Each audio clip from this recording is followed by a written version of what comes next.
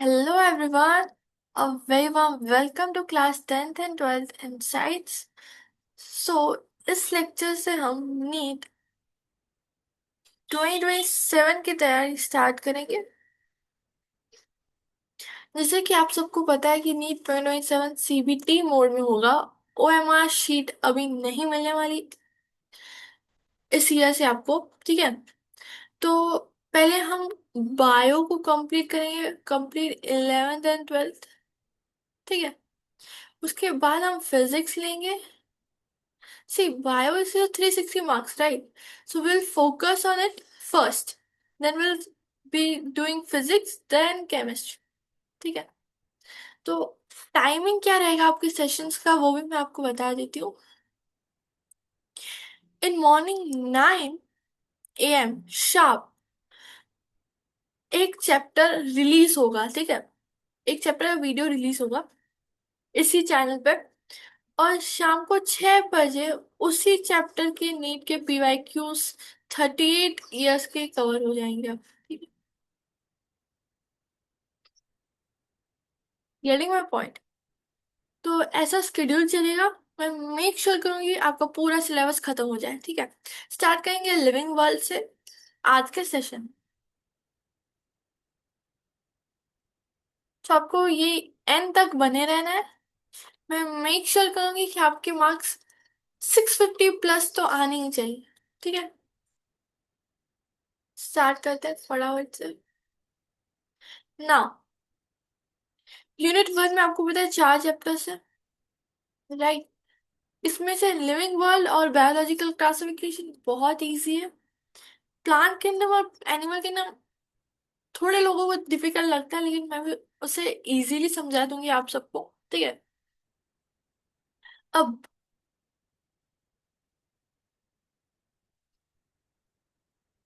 When I talk about biology, biology तो ये दो वर्ड से बना है। बायो मतलब लाइफ, लॉजी मतलब स्टडी। स्टडी ऑफ लाइफ को हम बोलते हैं बायोलॉजी, ठीक है। So biology is the science of life forms and living processes. Early जो मैन थे, अर्ली मैन जो थे उन्होंने सारी चीजों को दो भागों में डिवाइड किया था, ठीक है। एक था एनिमेट, दूसरा था इनएनिमेट, ठीक है। Animate and inanimate. Animate is living. उन्होंने बोला कि लिविंग थिंग्स होते हैं और एक नॉन लिविंग थिंग्स होते हैं, ठीक है। पहले मैं आपको थोड़ा समझा देती हूँ, फिर एनसीईआरटी का ये पैरा पढ़ेंगे, ठीक है। फिर दो व्यूज आए बायोलॉजी के ऊपर, ठीक है। एक था एंथ्रोपोसेंट्रिक व्यू, दूसरा था बायोसेंट्रिक व्यू। एंथ्रोपोसेंट्रिक व्यू और दूसरा था बायोसेंट्रिक व्यू। अब एंथ्रो मतलब एंशियंट लोगों ने क्या बोला कि ह्यूमन जो है वो सुपीरियर है सभी स्पीशीज से, ठीक है। Human are considered superior than other species, ठीक है। बायोसेंट्रिक व्यू क्या था?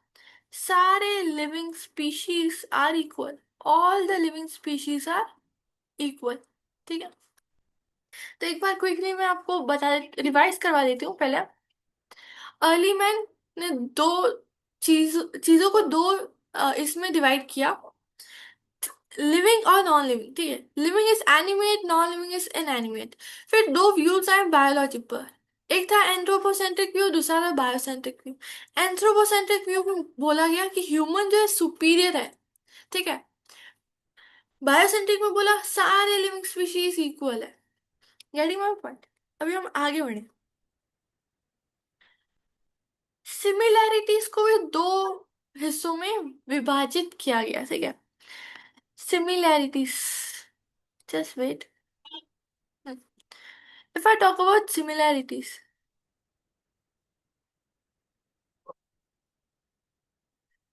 तो एक होता है आपका हॉरिजॉन्टल, दूसरा होता है वर्टिकल। ठीक है, हॉरिजॉन्टल सिमिलैरिटी और एक है आपका वर्टिकल सिमिलैरिटी। अब यहाँ पे बहुत इंपॉर्टेंट चीज चल रही है, ध्यान दो। एनटीए पूछ सकता है यहाँ से क्वेश्चन, ठीक है। हॉरिजॉन्टल की अगर हम बात करें, it is known as intra generation similarity. अब ये है क्या, वो मैं आपको एक्सप्लेन करती हूँ। वर्टिकल इज इंटर जनरेशन, ठीक है। अब हॉरिजॉन्टल इंट्रा जनरेशन मतलब आप और आपके कोई भी भाई बहन में जो भी सिमिलैरिटी है उसे हम बोल देंगे हॉरिजॉन्टल सिमिलैरिटी, ठीक है। वर्टिकल मतलब आप और आपके पेरेंट्स में जो सिमिलैरिटी है उसे हम बोलेंगे inter generation similarity. I hope this much is clear to all of you, getting my point. Horizontal मतलब आप में और आपके सिबलिंग्स में सिमिलैरिटी को हम बोलेंगे हॉरिजॉन्टल। आप में और आपके पेरेंट्स में जो भी सिमिलैरिटी है उसे हम बोलेंगे वर्टिकल, ठीक है। इंट्रा मतलब पता है ना आपको, एक ही जनरेशन के बीच में। वर्टिकल में दो अलग जनरेशन इन्वॉल्व हो रही हैं, गेट माई पॉइंट। तो इस पैरा में इतना ही लिखा है। अब हम पैरा रीड कर देते हैं एक बार। Okay, just wait. Main main points आप हाईलाइट करते चलना। देखो, biology is the science of life forms and living processes, ठीक है। The living world comprises an amazing diversity of living organisms. Early man could easily perceive the difference between inanimate matter and living organisms, ठीक है। वही inanimate और animate, animate को ही हम living बोलते हैं। Early man defied some of the inanimate matter, wind, sea, fire, and some among the animals and plants. A common feature of all such forms of inanimate and animal objects was a sense of awe or fear that they evoked. अब इसका कहने का मतलब क्या है? जो भी living है उसमें कॉन्शियसनेस है, ठीक है। नाउ सपोज अगर आप देख रहे हो शेर को सामने आते हो तो आप भागोगे, राइट, बिकॉज यार कॉन्शियस कि शेर क्या कर सकता है, वो मार डालेगा आपको, ठीक है। There is a hot pan, तो आप उसे टच नहीं करोगे, देर इज अ रेस्पॉन्सिव स्टिमुला है, ठीक है। आपका हाथ पीछे आ जाएगा, लेकिन वहीं पे एक नॉन लिविंग ऑब्जेक्ट है, अब उसे रखोगे पेन पे तो वो एकदम खत्म हो जाएगा। सो इट इज कॉन्शियसनेस। हमें फियर भी लगता है, डर लगता है, right. The description of living organism, including human beings, began much later in human history. Society which indulged in anthropocentric view, मतलब human का perspective biology के ऊपर, could register limited progress in biological knowledge. Systematic and monumental description of life forms brought in out of necessity, detailed system of identification, nomenclature, classification। अब ये हम पढ़ेंगे taxonomy, ठीक है। हमने कैसे नोमेनक्लेचर नाम दिया, एक कोई भी चीजों को स्टैंडर्डाइज नेमिंग की हमने, ठीक है। The biggest pin of such studies was the recognition of the sharing of similarities among living organisms, both horizontally and vertically। अब ये मैंने आपको बताया हॉरिजॉन्टली एंड वर्टिकली कैसे। हॉरिजॉन्टली मतलब आप और आपके सिबलिंग में जो भी सिमिलरिटी है, वर्टिकली आप और आपके पेरेंट्स में जो भी similarity, that all present day living organisms are related to each other and also to the organisms, all organisms that ever lived on earth, was a revelation which humbled man and led to the cultural movement for conservation of biodiversity. In the following chapters of this unit, you will get a description including classification of animals and plants from taxonomist perspective। ठीक है, सब main points मैंने इस chapter, इस para की cover करवा दिए आप सबको। अब हम आएंगे अर्न्स मेयर पर। अर्न्स मेयर में भी आपको दो तीन चीजें ही हैं जो याद रखनी है, ठीक है। पॉइंट्स। एक तो आपको याद रखना है, अर्न्स्ट मेयर को हम बोलते हैं Darwin of 20th century, which is very much important. 2-3 bar NTA ने पूछा है। ठीक है, डार्विन ऑफ 20th century। उसके बाद उनका नाम 100 ग्रेटेस्ट साइंटिस्ट में आया है, वो भी एक इम्पोर्टेंट पॉइंट है।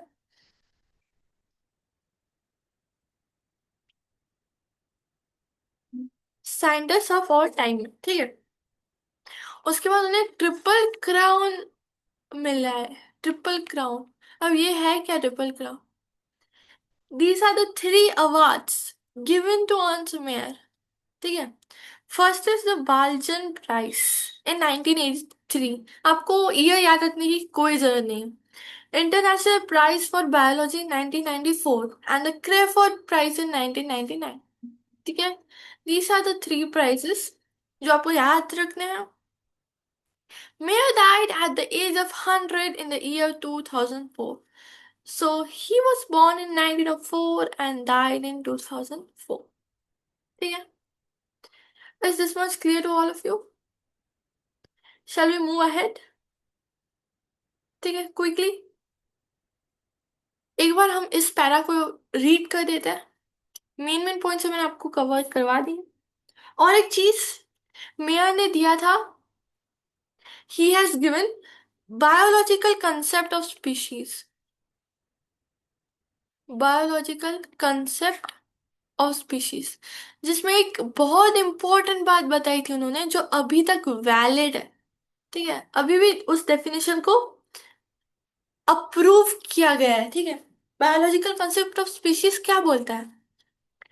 कोई भी ऑर्गेनिज्म, कोई भी स्पीशीज ब्रीड कर पा रही है, ब्रीड कर रही है, और उसका जो ऑफ स्प्रिंग है, ये बहुत ध्यान रखना इंपॉर्टेंट पॉइंट है। कोई भी स्पीशीज ब्रीड कर रही है और उसका जो ऑफ स्प्रिंग है वो फर्टाइल है, तो वो जो स्पीशीज थे वो सेम स्पीशीज थे, देवर ऑफ सेम टाइप। ठीक है, they're same species. The organism in a population that can breed together and can produce fertile offspring, breed कर रहे हैं एंड फर्टाइल ऑफस्प्रिंग भी आ रहा है, तो हम बोलेंगे they belongs to same species. ठीक है, अगर दो अलग अलग स्पीशीज को हम ब्रीड करवा देंगे तो जो रिजल्ट आएगा वो इनफर्टाइल आएगा। ठीक है, the result would be infertile. Getting my point? कैसे? एग्जाम्पल बता रही हूँ मैं आपको, 2 मिनट। ओके, हियर वी गो।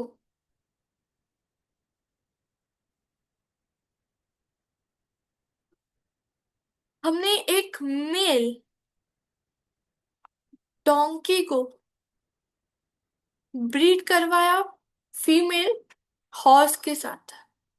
अब ध्यान से सुनना, ठीक है। मेल डोंकी को हमने फीमेल हॉर्स के साथ करवाया ब्रीड, तो हमें मिला म्यूल, जो होता है स्टराइल, मतलब इनफर्टाइल। वो ऑफस्प्रिंग्स को प्रोड्यूस नहीं कर पाएगा। Getting my point? क्यों हुआ ऐसा? क्योंकि यहाँ पे 2 डिफरेंट स्पीशीज ने ब्रीड किया है। ठीक है, फिर एक और एग्जांपल लेते हैं। सपोज मैंने लिया मेल टाइगर और फीमेल लायन, तो यहाँ पे आएगा टाइगॉन। ये भी इनफर्टाइल है, क्यों? 2 डिफरेंट स्पीशीज इन्वॉल्व है। Getting my point? तो सिंपल सी चीज उन्होंने बोली, अगर कोई भी ब्रीड कर रहा है और ऑफस्प्रिंग सेम है, फर्टाइल है, सॉरी, ऑफस्प्रिंग फर्टाइल है, मतलब सेम स्पीशीज से वो दोनों बिलोंग कर रहे थे। अब हम पढ़ते हैं ये para. Born on 5 July 1904. Just wait.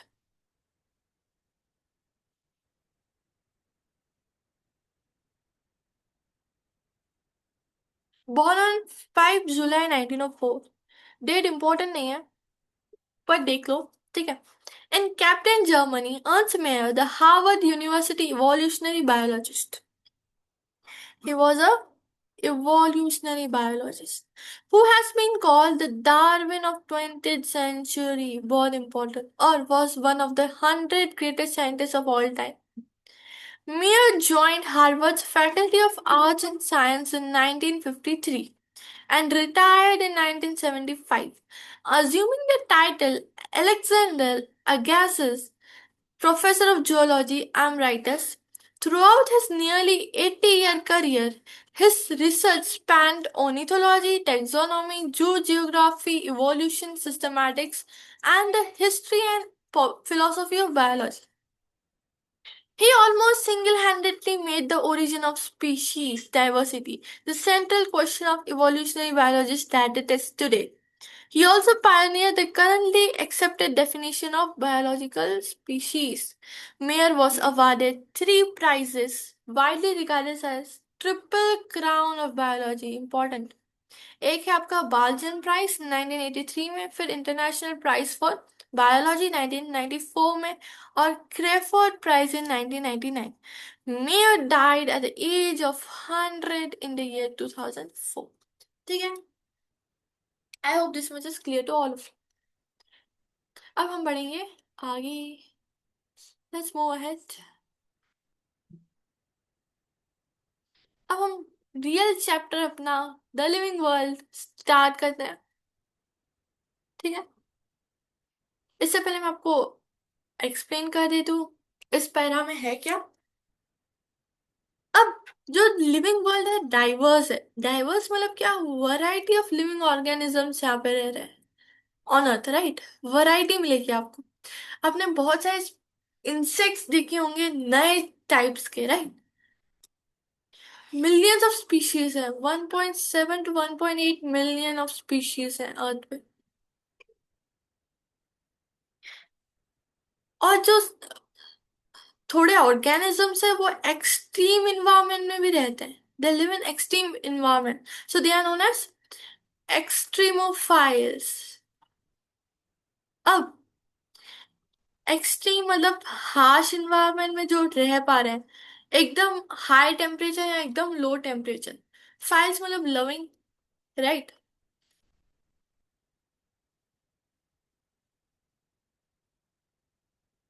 अब जो स्पीशीज है वो कैसे रह रहे हैं. Some are living by conflict और some are living by cooperation. ये दो बहुत इंपॉर्टेंट वर्ड्स हैं. ठीक है. कॉन्फ्लिक्ट मतलब जैसे आप टाइगर ले लो, डियर ले लो, राइट. अब tiger is a predator, deer is a prey. So tiger feeds on deer, तो कॉन्फ्लिक्ट चल रहा है. ठीक है.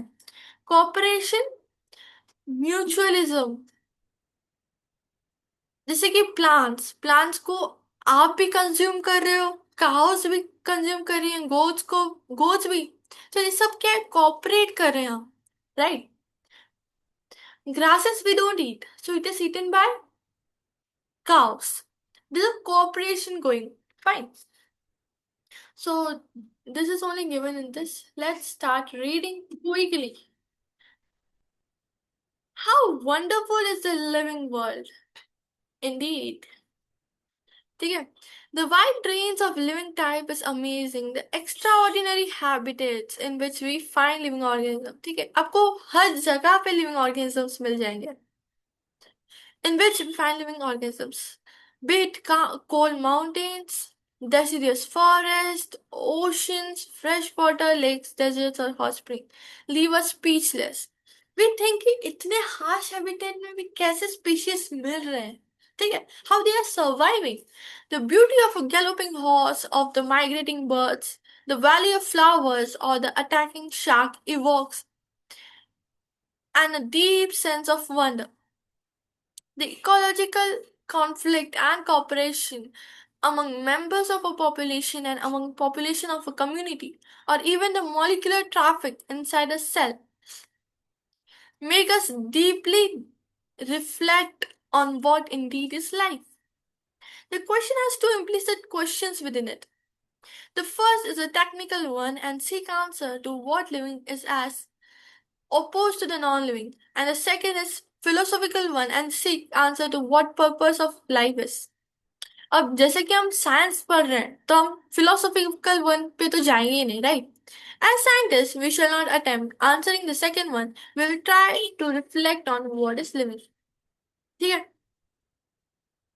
अब हम समझेंगे लिविंग क्या है। ये मैं आपको एक्सप्लेन कर देती हूँ फटाफट से। What is living? अब दो टाइप्स के कैरेक्टर्स होते हैं।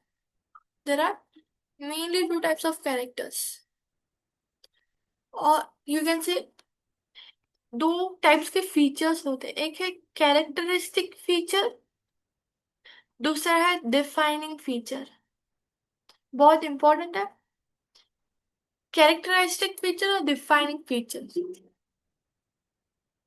अब दोनों में डिफरेंस क्या है?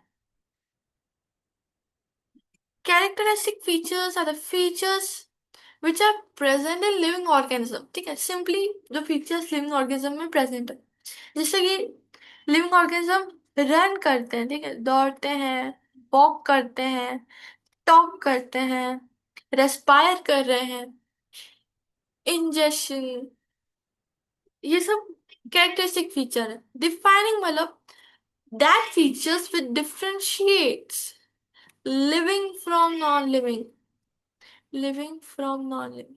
ऐसे फीचर्स जो डिफरेंशिएट कर रहे हैं लिविंग ऑर्गेनिजम्स को नॉन लिविंग से। अब इसके एग्जांपल्स बहुत इंपॉर्टेंट है। What are the examples of this? First is consciousness, जो कि मैंने आपको बताया नॉन लिविंग में नहीं मिलेगी आप सबको।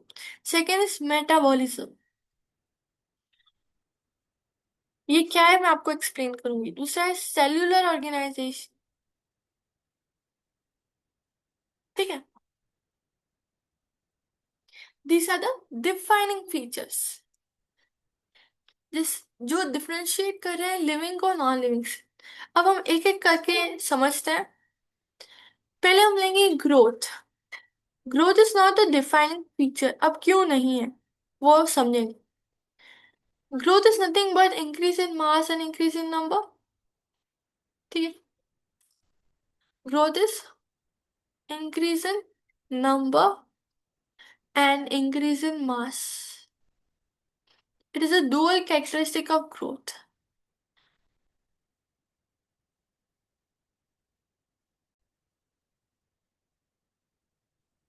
अब आपको पता है मल्टी सेलुलर और यूनिसेलुलर दोनों ऑर्गेनिज्म में सेल डिवीजन होता है, और सेल डिवीजन से ग्रोथ भी होती है, राइट?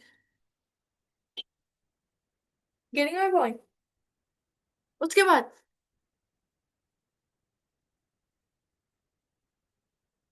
यूनिसेलुलर, पर्टिकुलरली अगर मैं यूनिसेलुलर ऑर्गेनिज्म की बात करूं, जस्ट फिर मैं एक डार्क कलर का वो ले लूं। बहुत लाइट हो गया ना? Okay fine, here we go. Unicellular में जो ग्रोथ है और रिप्रोडक्शन है वो म्यूचुअली एक्सक्लूसिव इवेंट है। Sorry, mutually inclusive, growth and reproduction. अब कैसे? Suppose I take an example of amoeba. ठीक है, amoeba, yes, this is a amoeba, right? इसमें क्या हुआ? सेल डिवीजन हुआ, तो ये दो में फॉर्म होगा। और ये क्या हुआ? रिप्रोडक्शन भी सेम ही हुआ, राइट? सेल डिवीजन और रिप्रोडक्शन हम इसी को कहेंगे। So it is both inclusive events. बहुत इंपॉर्टेंट है, growth and reproduction are inclusive events in unicellular, ये याद रखना है आपको। अब जो प्लांट है, प्लांट्स कंटिन्यूअसली ग्रो करता है पूरे लाइफ में, they keep on growing. But when I talk about animals, they grow up to a certain age. जैसे कि ह्यूमंस की अगर हम बात करें, सो 21 तक मेल ग्रो करता है, 18 तक फीमेल। ठीक है, so they grow up to a certain age, fine. This is what growth is. अब ग्रोथ जो है नॉन लिविंग में भी होगा, कैसे? This a mountain, this a mountain, mountain के ऊपर स्नो जम गई तो माउंटेन की हाइट जो है इंक्रीज हो गई, right? It can be also consider as growth. So growth is not the defining characteristic, fine, defining feature नहीं है। डेड ऑर्गेनिजम्स ग्रो नहीं करते, इतना तो बताइए होगा सबको। अगर ग्रोथ अंदर से हो रही है तो हम उसे डिफाइनिंग कंसिडर करते हैं। ग्रोथ अगर अंदर से हो रही है तो, इंक्लूसिव है तो, अगर बाहर से हो रही है तो it is not a defining. So particularly growth is not a defining feature, ठीक है? अगर अंदर से पर्टिकुलरली लिखा हुआ है तो हम बोलेंगे right, it is a defining. अगर अंदर से लिखा हुआ है, अगर खाली ग्रोथ है so it is not a defining feature. आगे बढ़ेंगे अभी हम रिप्रोडक्शन के ऊपर, ठीक है? When I talk about reproduction, reproduction, अब रिप्रोडक्शन भी डिफाइनिंग नहीं है, नॉट अ डिफाइनिंग फीचर। क्यों नहीं है? Because there are some humans which are infertile, they can reproduce, ठीक है? फिर आता है म्यूल जो स्टेराइल होता है। फिर आ जाते हैं वर्कर बीस, दे ऑल्सो कान रिप्रोड्यूस, ठीक है? सो ऐसे बहुत सारे ऑर्गेनिज्म हैं जो लिविंग है लेकिन रिप्रोड्यूस नहीं कर पा रहे, ठीक है? सो reproduction is not a defining feature of living organism. उसके बाद आ जाता है आपका metabolism. Metabolism is sum total of all chemical reaction occurring in living organism. Occurring in an organism, living नहीं, ठीक है? होता लिविंग में ही है, पर हम डेफिनेशन के अकॉर्डिंग जाए तो it is sum total of all chemical reaction occurring in organisms. अब दो टाइप्स के होते हैं यहाँ पे, एक होता है एनाबॉलिक, दूसरा होता है कैटाबॉलिक। कैटाबॉलिक इज जिसमें ब्रेक डाउन हो रहा है, केटा मतलब काटना, एना मतलब जिसमें फॉर्मेशन हो रहा है, ठीक है? सिंथेसिस जिसमें हो रहा है हम उसे एनाबॉलिज्म बोलते हैं, ठीक है? So it is a defining feature, क्योंकि केमिकल रिएक्शंस जो है वो खाली लिविंग ऑर्गेनिजम्स में होते हैं, ठीक है? फिर आ जाता है आपका दूसरा which is cellular organisation, right? Cellular organisation. अब मैं अगर सेल्यूलर ऑर्गेनाइजेशन की बात करूं तो cell is a fundamental structural and functional unit of life. तो अगर वो structural and functional unit of life है तो लिविंग ऑर्गेनिज्म में ही प्रेजेंट होगा। ग्रुप ऑफ सेल से टिश्यू बनता है, ग्रुप ऑफ टिश्यू से ऑर्गेन बन रहा है, ग्रुप ऑफ ऑर्गेन से ऑर्गेन सिस्टम बन रहा है, और ग्रुप ऑफ ऑर्गेन सिस्टम से ऑर्गेनिज्म बन रहा है, ठीक है? तो ये क्या है? खाली लिविंग ऑर्गेनिजम्स में होगा, it is a defining feature, ठीक है? It is also defining. फिर अगर मैं बात करूं कॉन्शियसनेस, ये भी डिफाइनिंग फीचर है क्योंकि ये भी खाली लिविंग ऑर्गेनिजम्स दिखाते हैं, ठीक है? It is ability of an organism to be aware of its surrounding, ठीक है?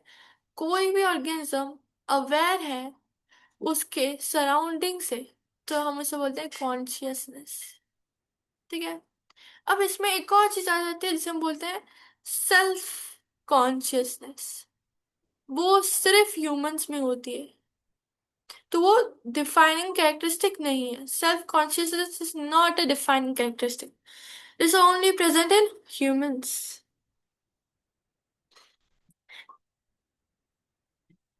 ह्यूमंस जो खुद के बारे में अवेयर है, ठीक है? सेल्फ मतलब they are aware of themselves, fine. अब इसमें भी अगर एक पेशेंट है जिसका ब्रेन डेड है and he is in coma, so he doesn't have self conscious, he is not self aware, ठीक है? So these are the main points which I needed to cover. Now we'll read para quickly. Let's read this.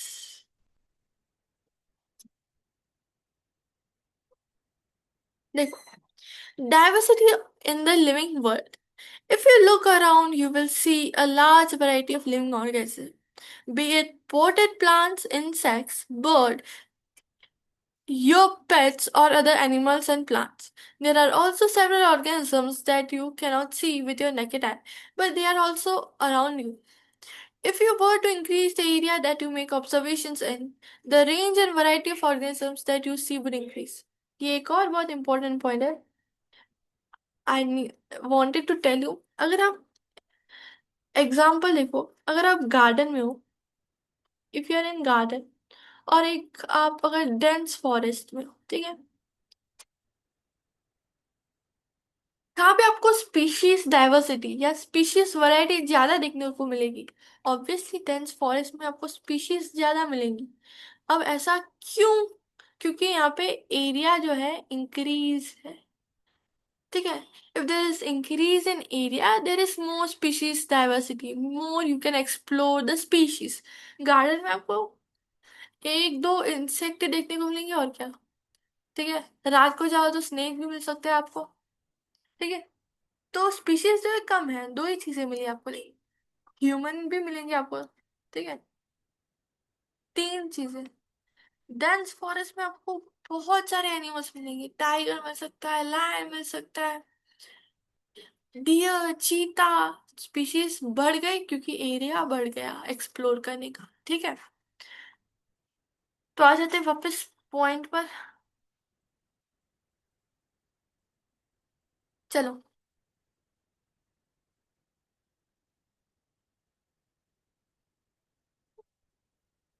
Obviously, if you were to visit a dense forest, you would probably see a much greater number and kind of living organism in it.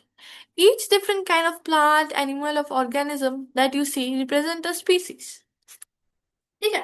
अब number of species कितने हैं? 1.7 to 1.8 million. What is biodiversity? Important है. Number and type of organisms को बोलते हैं biodiversity. Number and type of organisms. We should remember here that as we explore new areas and even old ones, new organisms are continuously being identified. जैसे ही आप explore करोगे areas, आपको नए organisms मिलेंगे, ठीक है. अब, as stated earlier, just wait.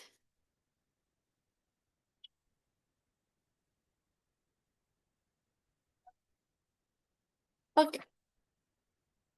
As stated earlier, there are millions of plants and animals in the world. We know the plants and animals in our own area by their local names. The local names would vary from place to place, even within a country. Probably you would recognize the confusion that would be created if we did not find ways and means to talk to each other to refer to organisms we are talking about.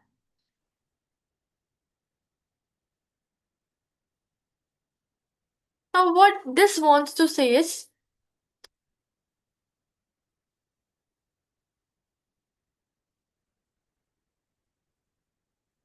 you would have experienced, suppose. Now, see, there's an example which I need to give you. Okay? If you are a Maharashtrian, a person who speaks Marathi, okay? So you know three languages: Marathi, English, Hindi, okay? These are the common languages being in India. And our state of Maharashtra, you would know Marathi, right? तो suppose एक animal है या एक fruit है, suppose mango, ठीक है. Mango का आप इंग्लिश में क्या बोलोगे? मैंगो ही बोलोगे. हिंदी में आम, मराठी में आंबा बोलते हैं उसे, ठीक है. तीन डिफरेंट नाम है एक ही चीज का.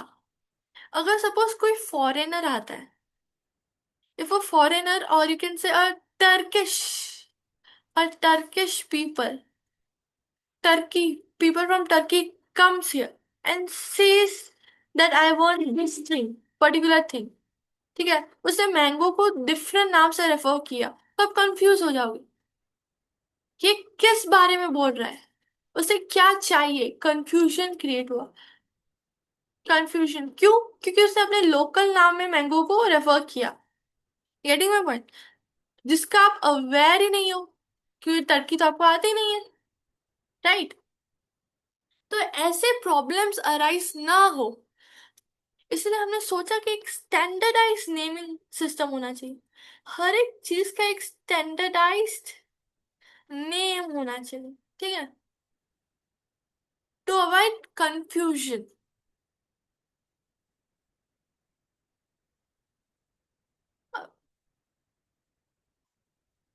Process, the process of naming of different species को हम बोलते हैं nomenclature. Getting my point? The process of naming different organisms या स्पीशीज को हम बोलते हैं नॉमेनक्लेचर। अब नेमिंग से पहले हमें पता होना चाहिए some characters of that species, तो उसे ऑर्गेनिज्म को, उस ऑर्गेनिज्म को करेक्टली डिस्क्राइब करना पड़ता है, जिसे हम बोलते हैं identification. Before naming a organism, it should be correctly identified, correctly named। पहले करेक्टली आइडेंटिफाई होगा, उसके बाद नेमिंग होगा, ठीक है? तो यही इस पैरा में गिवन है। नेक्स्ट में देख लेते हैं। Let me just rough this out.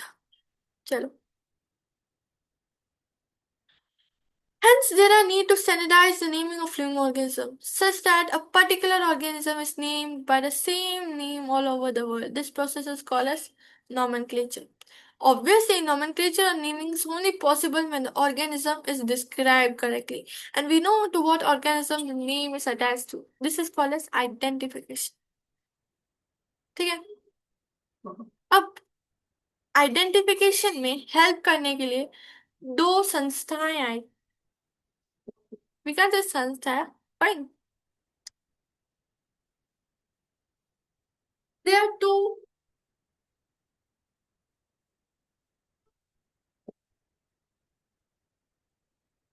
ICJN, ठीक है? एक है आपका ICBN, दूसरा है आपका ICJN, ठीक है?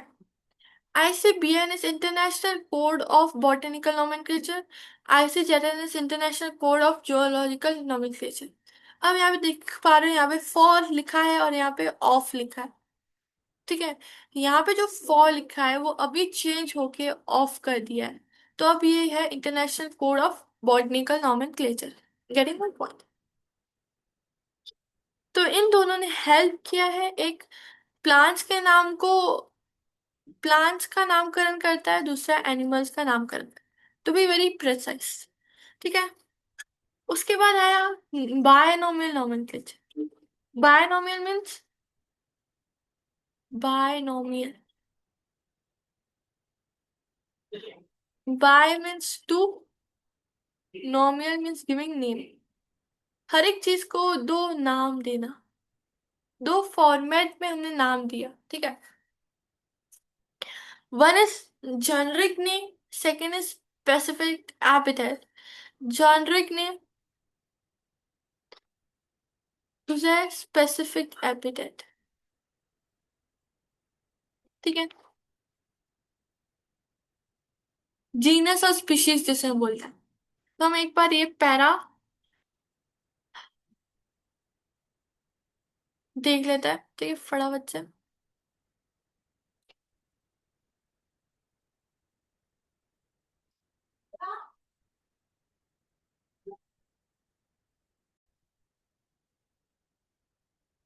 अब नोमेनक्लेचर में चार इंपॉर्टेंट चीजें हैं जो याद रखनी है। ओके, चार steps which are very essential for nomenclature. पहले, हर एक बायोलॉजिकल नेम जो है वो, उसका ओरिजिन जो है लैटिन होगा, ठीक है? Origin of every biological name would be Latin. अगर नहीं है तो फिर हम, सपोज एक बायोलॉजिकल नेम है जो इंडियन ओरिजिन है, हम उसको लैटिनाइज करते हैं, लैटिन में कन्वर्ट करते हैं। ठीक है। फर्स्ट वर्ड होगा आपका स्पीशीज का, सेकंड वर्ड होगा आपका जीनस का। इंपॉर्टेंट। स्पीशीज का जो वर्ड होगा उसका फर्स्ट लेटर कैपिटल होगा, और जीनस का फर्स्ट लेटर स्मॉल होगा, और दोनों को हम अंडरलाइन करेंगे। ठीक है। फिर जो दोनों वर्ड्स होंगे, अगर हम उसे लिख रहे हैं तो फिर उसे अंडरलाइन करेंगे, अगर हम प्रिंट कर रहे हैं तो वो हमेशा इटैलिक्स में प्रिंट होगा। It is printed in italics. ठीक है। तो यही 4 स्टेप्स है, हम एक बार रीड करेंगे क्योंकि इंपॉर्टेंट है ये। ठीक है। Just wait. Here we go. Biological names are generally in Latin and written in italics। ठीक है। होते लैटिन में हैं, लिखते इटैलिक्स में है। दे आर लैटिनाइज्ड और derive from Latin irrespective of their origin. Origin का नो मैटर कुछ भी हो, लेकिन उसे लैटिन में कन्वर्ट कर देंगे। फर्स्ट वर्ड बायोलॉजिकल नेम में जीनस होता है, सेकेंड वर्ड स्पेसिफिक एपिथेट होता है। Both the words in biological name when hand written are separately underlined. ठीक है। हैंड रिटन है तो हम सेपरेटली उन्हें अंडरलाइन करेंगे। प्रिंट कर रहे हो तो इटैलिक्स में प्रिंट होना चाहिए, जैसे कि उसका लैटिन ओरिजिन पता चले। आगे बढ़ेंगे। The first word denoting the genus capital letter से स्टार्ट होगा, स्पेसिफिक एपिथेट स्मॉल लेटर से स्टार्ट होगा। जैसे कि मैंगो का example, Mangifera indica, M is capital, I small. उसके बाद हम लिन भी लगा सकते हैं, Mangifera indica Linn, to indicate किसने ये नाम दिया था। ठीक है। Name of the author appears after a specific epithet at the end of the biological name and is written in the abbreviated form Mangifera indica lin. It indicates that the species was first described by Linus। ठीक है। अब 3 चीजें बहुत important है जिसे हम समझेंगे। CICN, characterisation, identification, classification, nomenclature. ठीक है। क्लासिफिकेशन में क्या होता है, ऑर्गेनिजम्स को ग्रुप करते हैं कन्वीनियंट कैटेगरीज में based on easily observable characters.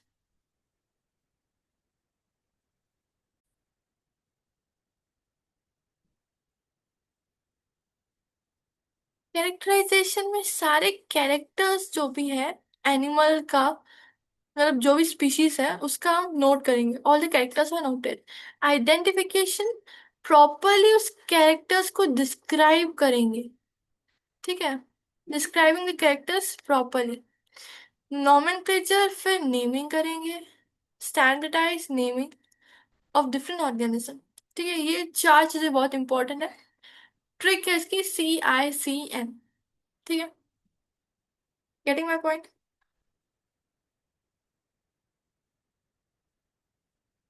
So this is how it goes. फिर जैसे ही हमने उन्हें कन्वीनियंट कैटेगरीज में ग्रुप कर दिया, उन कन्वीनियंट कैटेगरीज को हम बोलते हैं taxa. They are known as taxa. ठीक है।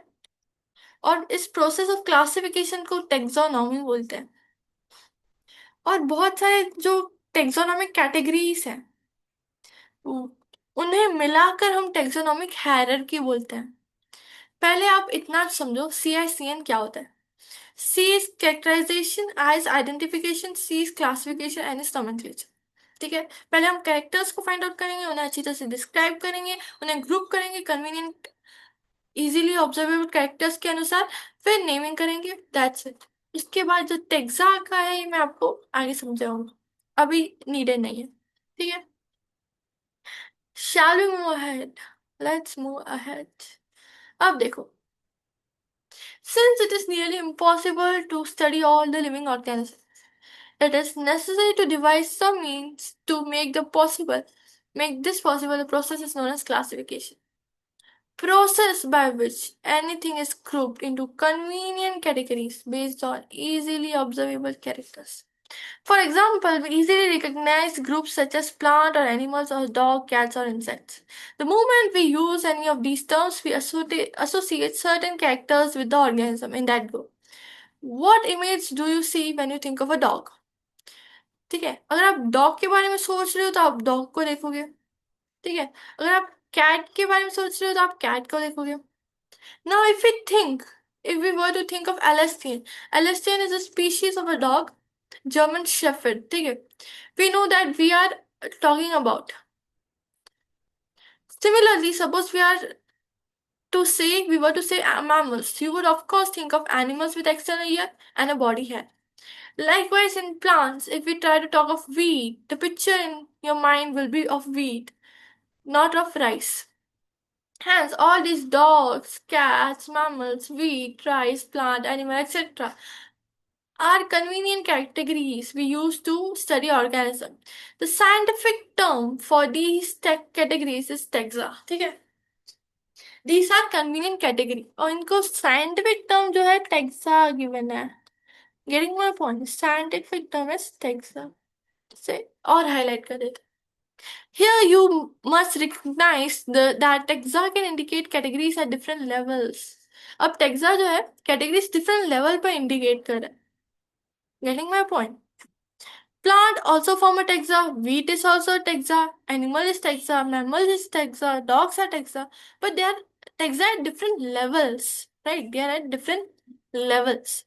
Hence, based on characteristics, all living organisms can be classified into different taxa. Based on characteristics, all the living organisms can be classified into different taxa. This process of classification is called as taxonomy. ठीक है, अगर आप organisms को classify कर रहे हो based on characters different taxa में, तो इसे हम बोलते हैं टेक्सोनॉमी. ठीक है,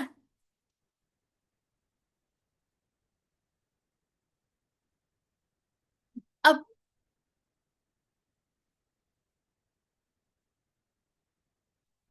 अब क्या क्या देखकर हम उसे टेक्सोनॉमी में क्लासिफाई करते हैं. जस्ट वेट, गलती से वो. Okay, what are the characters we see by which we classify them into different taxa. तो एक है आपका ई, एक टेक्निक है, आप समझो. ठीक है, एक इजी ट्रिक है which is E plus I. Just wait. E plus I और I plus E कुछ भी लिखो आप, plus C plus D plus E. ठीक है, this is a very easy and quick to remember technique. देखो, ये मतलब पहले हम उसका एक्सटर्नल देखते हैं, मॉर्फोलॉजी जिसे बोलते हैं. एक्सटर्नल अपीयरेंस को मॉर्फोलॉजी बोलते हैं. तो पहले हम उसका एक्सटर्नल अपीयरेंस देखेंगे, उसे टेक्सोनोमिक कैटेगरीज में ग्रुप करने से पहले. फिर हम देखेंगे उसका anatomy which is internal appearance. अगर आप यहाँ पे देख पा रहे हो तो external internal structure, along with उसका सेल का स्ट्रक्चर देखेंगे, structure of cell, cell structure. ठीक है, फिर हम देखेंगे उसका डेवलपमेंटल प्रोसेस. ठीक है, we will see its developmental process. उसके बाद आएगा आपका ecological information. Ecological information, E plus R plus C plus D plus E. ये बहुत इंपॉर्टेंट है, यहाँ से सवाल आ सकता है. ठीक है, Hence, characterization, मैंने आपको बताया CICN, characterization, identification, classification, nomenclature are the processes that are basic to taxonomy. Taxonomy is not something new. Human beings have always been interested in knowing more and more about the various kinds of organisms, particularly with reference to their own use. In early days, human beings need to find sources for their basic needs of food, clothing, and shelter. Hence, the earliest classification based on the uses of various organisms. Important है. Early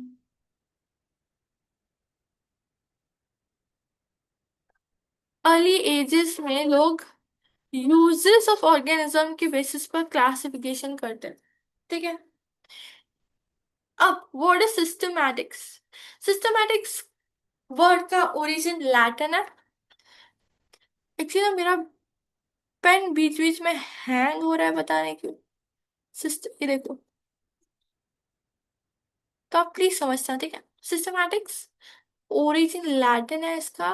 Latin origin. ठीक है। इसका मतलब है systematic arrangement. अब taxonomy, taxonomy plus phylogenetic relationship. अब आप बोलोगे फाइलोजेनेटिक रिलेशनशिप होता क्या? It is nothing but evolutionary relationship. आपका आपके एंसेस्टर से जो रिलेशनशिप था, ठीक है, उसे हम फाइलोजेनेटिक रिलेशनशिप बोलते हैं। इन दोनों को मिलाकर फॉर्मेशन होता है सिस्टमैटिक्स का। ठीक है। आपको कोई भी पूछे what is systematic, it is the combination of taxonomy and phylogenetic relationship. That's it. अब सिस्टमैटिक्स जो वर्ड है वो यूज किया था लिनस ने। अपनी बुक का टाइटल रखा था जिसका नाम था Systema Naturae. Systema Naturae. Naturae. Getting my point? That's it, यही दिया है। हम पढ़ लेते हैं, रीड कर लेते हैं इसे एक बार। here we go. Human beings were since long not only interested in knowing more about different kinds of organisms and their diversity, but also the relationship among them. The branch of study was referred to as systematics. The word systematics is derived from the Latin word systema, which means systematic arrangement of organisms. ठीक है? Linus used Systema Naturae as the title of his publication. The scope of systematic was later enlarged to include identification, nomenclature, and classification. Systematic takes into account evolutionary relationship between organisms. ठीक है। Taxonomy plus phylogenetic relationship को ही हम बोलते हैं systematics. अब taxonomic categories की अगर हम बात करें,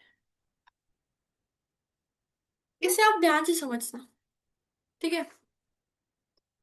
इसी पीसी है, इतना कुछ है नहीं सर। सारे जस्ट वेट या highlighter.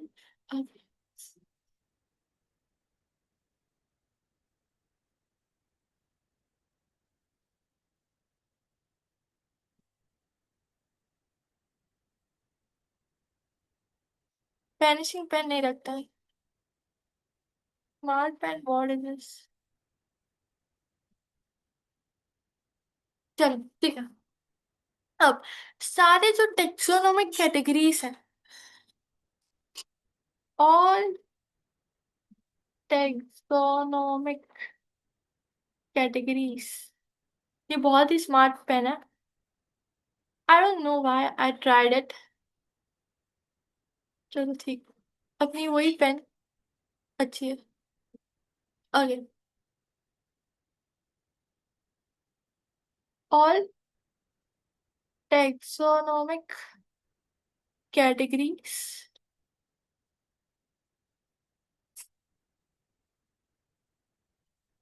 when arranged in ascending or descending order। ठीक है।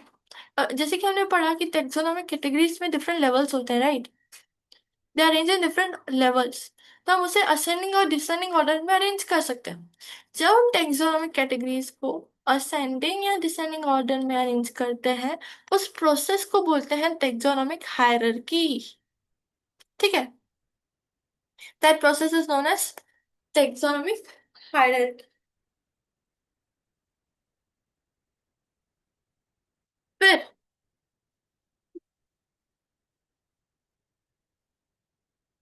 classification is not a single step process, but involves hierarchy of steps in which each step represent a rank or category। ठीक है। हर एक step जो आप ascending या descending order में उसे अरेंज कर रहे हो, उसको रैंक या कैटेगरी वो डिनोट कर रहा है। Since a category is a part of overall taxonomic arrangement, it is called as taxonomic category. All the categories together constitute taxonomic hierarchy. ठीक है, सारे कैटेगरीज को मिलाकर हम बोलते हैं टेक्सोनोमिक हायरार्की। पहले कैटेगरी है, टेक्सोनोमिक अरेंज कर रहे हैं उन्हें तो वो टेक्सोनोमिक कैटेगरी हुई। फिर टेक्सोनोमिक कैटेगरीज को कंस्टिट्यूट जो कर रहे हैं उसे हम टेक्सोनोमिक हायरार्की बोलेंगे। फिर each category referred to as unit of classification in fact represent a rank and is commonly called as taxon। ठीक है, हर एक कैटेगरी जो है एक रैंक को रिप्रेजेंट करते हैं जिसे हम टैक्सॉन बोलते हैं। ठीक है,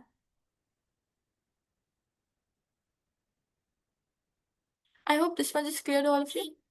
मूविंग अहेड। अब एक चीज याद रखना है आपको, जो भी ग्रुप है, ऑल ग्रुप, ग्रुप,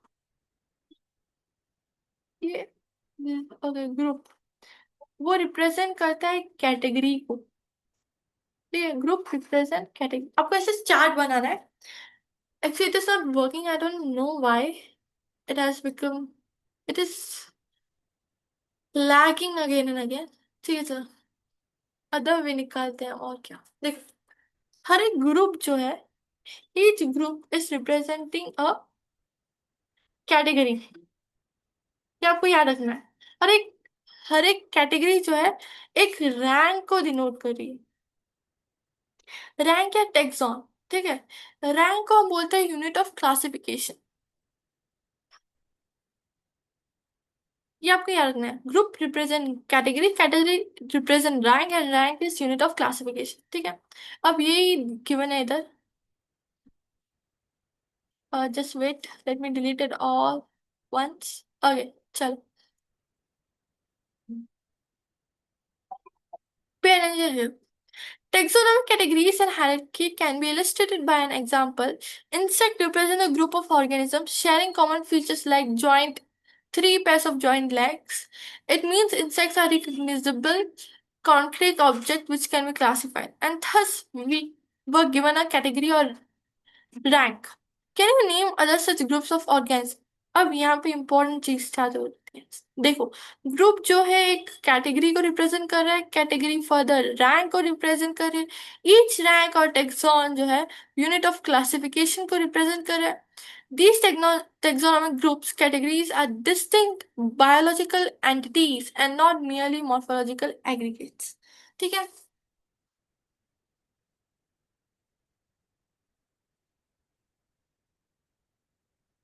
अब डिफरेंट जो हमने classify किया on different taxa। Now see, yeah, here we go. We have classified organisms on different level in taxa, right? उन्हें हम बोलते हैं,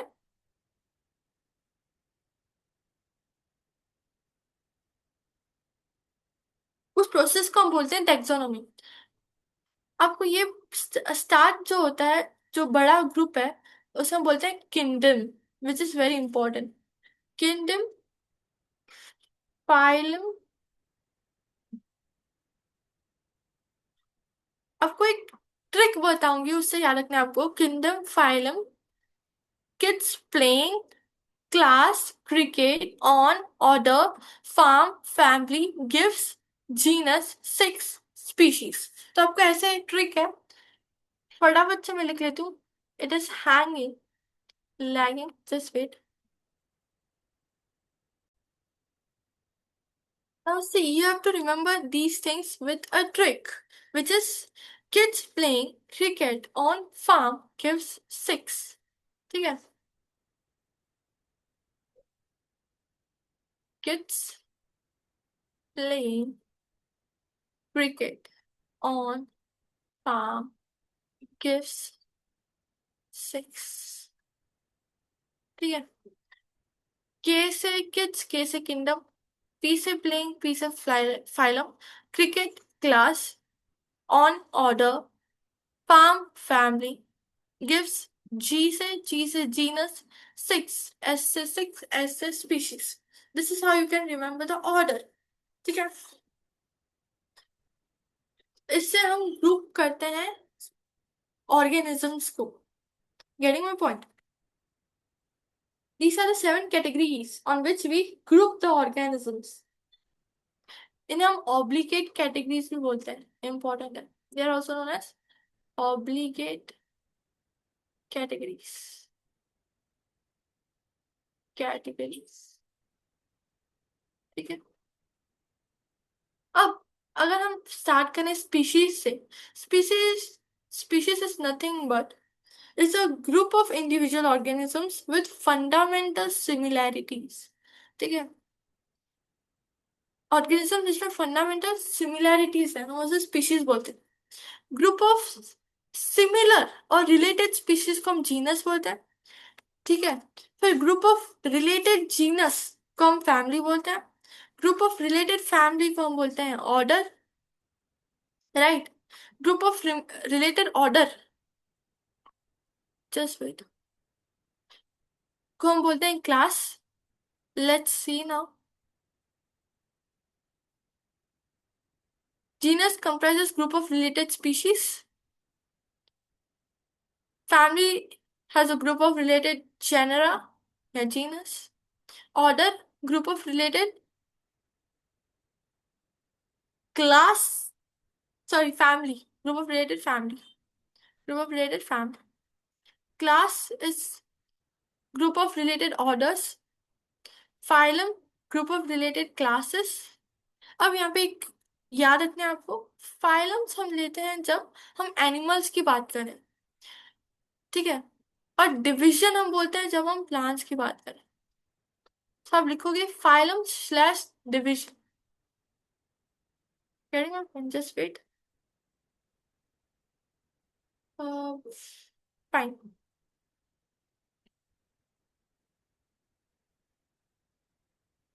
phylum slash division.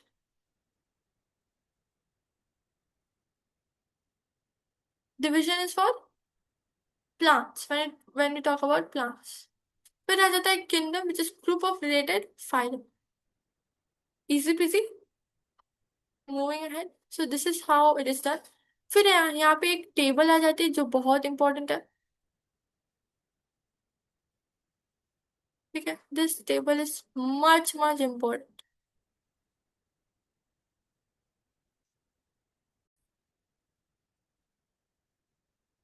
Now when I talk about man. Man का biological name है Homo sapiens. Genus Homo. Family Hominidae. अगर आप observe करोगे family में लास्ट में ए ई आ ही रहा है. ठीक है. Order Primata. Class Mammalia. Phylum Chordata. Housefly Musca domestica. Musca Muscidae Diptera Insecta Arthropoda. Mango Mangifera indica. Mangifera Anacardiaceae Sapindales. Dicotyledon angiosperm is a division. Wheat, Triticum asticum, Triticum poaceae poels, monocotyledon angiosperm. ठीक है. Now we'll read the summary. ठीक है. जैसे कि आपको पता है अभी समरी से भी क्वेश्चन आने लगा है. तो let's deal with it now. इसके बाद शाम को 6 बजे आपको एक सेशन मिलेगा जिसमें लिविंग वर्ल्ड के सारे पीवाईक्यूज कवर होंगे. आप मेक श्योर करना कि आप वो सेशन देखते हो. फिर आपका ये जो चैप्टर है फुल डन एंड डस्टेड होगा. ठीक है. फिर इस चैप्टर को खाली रिवीजन के लिए उठाना है. ठीक है. एनसीईआरटी रीड करनी है. That's enough. Summary. Living world is rich in variety. Diversity है. Millions of plants and animals है. 1.7 to 1.8. ये याद रखना है आपको. एकदम इजी निकालना हो पेपर तो ये क्वेश्चन पूछा ही जाता है. Have been identified and described, but a large number still remains unknown. The very range of organisms in terms of size, color, habitat, physiological and morphological features make us seek the defining characters of living organisms. In order to facilitate the study of kinds and diversity of organisms, biologists have evolved certain rules and principles for identification, nomenclature, and classification of organisms. The branch of knowledge of Dealing with these aspects is referred to as taxonomy. The taxonomic studies of various species of plants and animals are useful in agriculture, forestry, industry, and in general for knowing our bioresources and their diversity.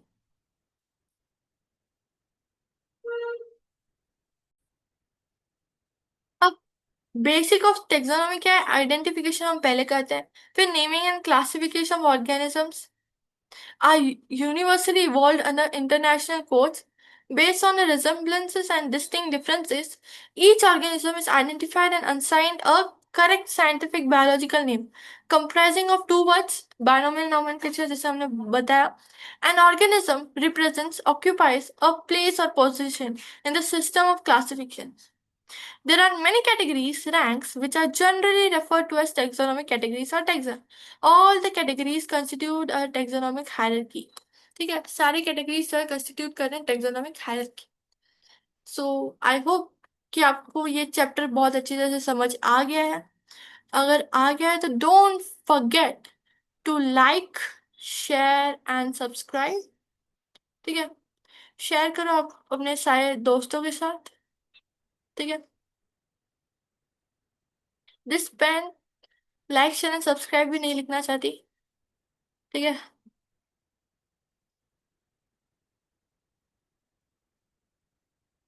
Actually अगर आप pen को छोड़ो ना फिर वो कुछ नहीं लिख रहा. लाइक शेयर और सब्सक्राइब करो. ठीक है, so this is the end of the lecture. I hope you understood the chapter. If yes, then do like, share, and subscribe. That's it for today. This is all from my side. Bye, guys.